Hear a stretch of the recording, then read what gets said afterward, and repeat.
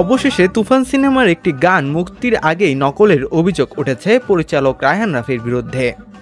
গানটি শাহরুখ খানের ডাঙ্কি সিনেমার লিরিক এবং নাচ নকল করা হয়েছে।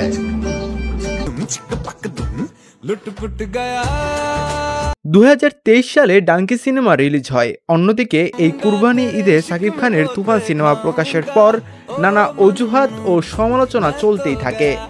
এখনও মুক্তি না পাওয়া সিনেমার প্রথম গানটি পাইরেসির মাধ্যমে প্রকাশ্যে আসতেই নকলের অভিযোগ উঠে তুফান সিনেমার বিরুদ্ধে।